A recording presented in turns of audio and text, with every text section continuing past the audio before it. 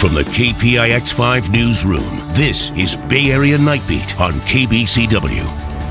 Now on Night Beat, a rescue operation SFO after a CO2 tank explodes inside an underground tunnel, leaving one person unconscious and the other scrambling to save his co-worker's life. Good evening to you. I'm Juliette Goodrich. And I'm Brian Heckney. Let's get right to Night Beat's Andrea Nakano live at SFO. Andrea? Yeah, it took firefighters nearly 2 hours to find this plumber that was lost underneath this building right behind me. Officials say there's a very complex network of passages underground that made this search quite challenging. Authorities say this all began around 4 in the afternoon. Two plumbers were working in the underground tunnels when a carbon dioxide tank started releasing toxic fumes. While they were working, they were also cutting concrete. A CO2 tank ruptured. The two employees were overcome with fumes. One employee was unconscious and the other was able to make it out and call for help. Authorities say the one worker tried to drag his co-worker out of the intricate maze of tunnels, but at one point he had to leave his fellow plumber behind and get help. When he returned with help, though, his co-worker had disappeared. Firefighters then had a difficult search to conduct. The building footprint underneath is as large as you see the building before us. There are multiple rooms. There's also tight spaces, so when we have rescue down there with all their equipment, everybody's using an abundance of caution. Firefighters turned every corner and looked into each room with no luck at first.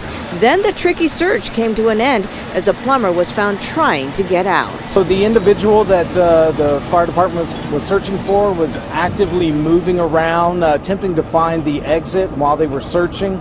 And luckily, they turned the corner and he's coming to them. The plumber was taken to Peninsula Hospital. There is no word on the extent of his injuries. Reporting live at SFO, Andrea Nakano on the Night Beat. Tonight, police say that they have arrested a man accused of attacking a woman in Palo Alto. That happened Thursday night on Castalea Avenue. Police say that a woman was walking when a man came up from behind, put his hand over her mouth. Suspect pushed the victim into the bushes. She started screaming. The suspect started punching her.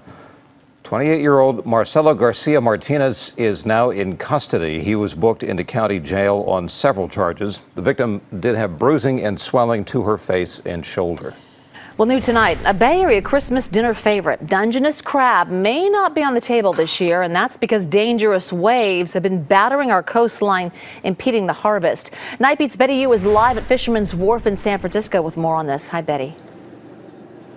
Hi, Juliette. The restaurants here tell us that their customers come to Fisherman's Wharf for that live crab, but it looks like if you didn't pre-order well ahead of time this year, you may be out of luck. If you are looking to order live crab for your Christmas dinner, you're out of luck at Alioto Lazio Fish Company and Fisherman's Wharf. All of these Dungeness crabs are spoken for. The phones have been ringing all day long, and we'd love to help them out. If we had the crabs, we would help out everybody, but we can't. That's because there's a shortage in the Bay Area.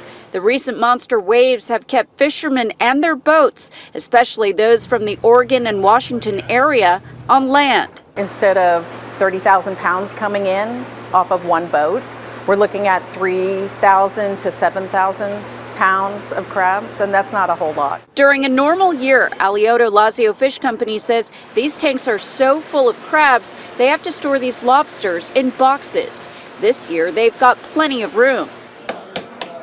Tonight at Nick's Lighthouse, there was no live crab on the menu. Nobody has a live crab, and any of the fishermen has a live crab right now, but we're supposed to have it tomorrow. The manager says the price per pound has gone up to $17.95 right now. When the season opened last month, it was $12.95.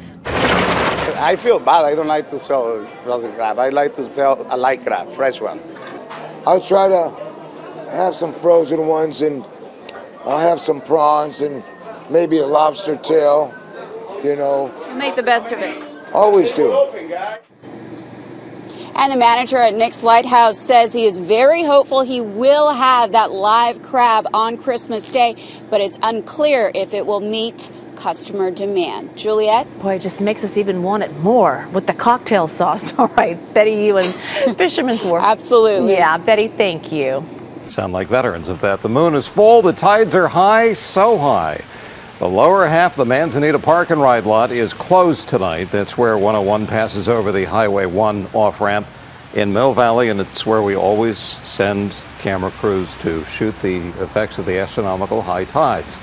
Kind of flooding will happen again tomorrow. Caltrans says that off-ramp will remain closed through Christmas, and that's why there's a coastal flood warning posted for all low-lying areas in the Bay Area. 6.9-foot high tide at 11:05 tomorrow morning. Looking ahead, looks like Christmas Eve will be wet. We'll have complete details about the forecast coming up in a few minutes. Jules? We have developing news tonight out of Indonesia. At least 60 people are dead and over 500 injured after a tsunami slammed the area. Experts say it was triggered by a combination of underwater landslides and a volcanic eruption. The violent chain of events left behind a trail of destruction. The impact tore through this neighborhood, flattening houses and crushing cars. Officials say over 400 homes are heavily damaged. Tonight, members of Congress leaving Washington for the Christmas holiday with no resolution to the partial government shutdown. After adjourning today, senators won't meet again until Thursday. President Trump is refusing to sign any spending bill that doesn't include $5 billion in funding for a border wall. Democrats in Congress are against it. Standoff will stay unresolved for at least 5 more days. This afternoon, leaders from opposing parties spoke on the Senate floor about where they stand. We push the pause button until the president, from whom we will need a signature, and Senate Democrats, from whom we will need votes, reach an agreement. President Trump is demanding billions of dollars for an expensive, ineffective wall that the majority of Americans don't support. Last night, funding ran out for 9 federal agencies that employ about 800,000 people. Those functions deemed essential, like air traffic controllers, TSA workers, and Border Patrol agents, still have to work, but without pay. About 400,000 others will be furloughed. Bay Area Congress members have plenty to say about the shutdown on Twitter, where else Nancy Pelosi, who is about to take back her gavel as House Speaker, says Democrats have offered Republicans multiple proposals to keep the government open, including one that already passed the Senate unanimously, and all of which include funding for strong, sensible, and effective border security, not the president's ineffective and expensive wall. Congresswoman Jackie Spear tweets the Trump shutdown is nothing more than a political stunt to appeal to POTUS's ego and extreme base. He's created a non-existent crisis to mask a real crisis of leadership. House GOP and Senate GOP, do your job, fund the government, and put an end to this Trump reality TV show rerun. #2020. Well, during the shutdown, some areas of the Golden Gate National Recreation Area are accessible and parts of Yosemite are still open. At the same time, National Park visitor centers, parking lots, and restrooms are closed. That includes Muir Woods in Marin County. Other closures include passport application offices at federal buildings, plus offices that process home or business loans. The Presidio of San Francisco is operated by the Independent Presidio Trust and will not be impacted. The post office is staying open, so will federal courts, airport security, and border patrol checkpoints.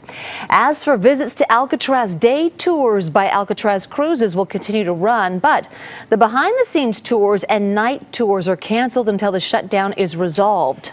There's a new push tonight to curb dangerous driving and sideshows in the East Bay. The State Office of Traffic Safety just awarded a $500,000 grant to Oakland Police. CHP and the Alameda County Sheriff's Department, the funds will put special traffic enforcement teams on the streets. We know that there's a criminal element associated with some of the sideshow activities, some of the reckless driving. So when we do enforcement, oftentimes we do come across weapons, drugs. Everybody's had enough of this, and so it's time to send that zero tolerance message, and so we'll be out there. The grant will pay for the traffic enforcement team to do 24 enforcement nights over the next year. Well, tonight, state regulators are considering drastic measures for PG&E, including breaking up the utility altogether. The Public Utilities Commission is questioning PG&E's commitment to safety, citing the company's role in the deadly San Bruno gas pipeline explosion, as well as the catastrophic wildfires in Wine Country and Butte County.